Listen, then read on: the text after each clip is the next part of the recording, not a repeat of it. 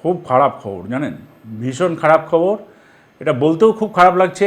অনুরোধ তো করছি আপনাদের, আপনার সহযাত্রীরা বা পরিচিত যারা যারা মনে করে লেডিস কম্পার্টমেন্টেই যাব, পুরুষের কথা বলছি, যারা মনে করে শুধুমাত্র লেডিস কম্পার্টমেন্টে যাব, তাদেরকে কিন্তু এবার শিক্ষা দেওয়ার সময় হয়ে গেছে। রেল তো দিচ্ছে, আপনারাও দিন, প্লিজ এগিয়ে আসুন। এটা বন্ধ করতে হবে। আমি মাত্র 10 দিনের ফিগার বলি আপনাকে।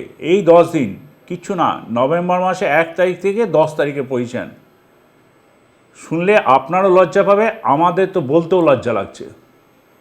কোথায় আছি আমরা? হাওড়া ডিভিশনে 127 জনকে অ্যারেস্ট করতে হয়েছে লেডিস কোচে ট্রাভেল করার জন্য। লজ্জার না? নিঃসন্দেহে লজ্জার, আপনারাও মানছেন। শিয়ালদা ডিভিশনে 200 জন, 200। নিজের কানকে বিশ্বাস করতে পারছেন না তো? দেখুন কত মানুষ তাহলে লেডিস কোচে ট্রাভেল করে, নির্লজ্জের মতো।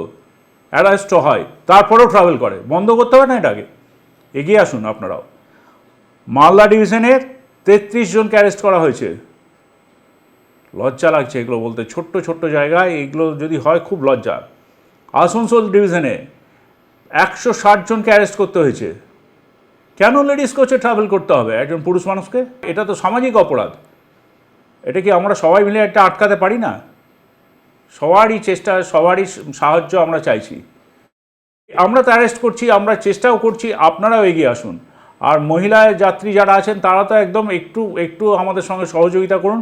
আরও কড়াভাবে আমরা এটা ডিল করব। এটাকে একবার মানে একদম এটা সেট রাইট করে দিতে হবে, কেউ যাতে না ট্রাভেল করে। এটা বন্ধ করে ছাড়বো। এবং পূর্ব রেলে এটা একটা উদাহরণ হয়ে দাঁড়াবে। আমরা সবাই মিলে যদি এগিয়ে আসি, সমস্ত রেলযাত্রীরা, রেলওয়ে অ্যাডমিনিস্ট্রেশন, আমরা তো এগিয়ে আছি।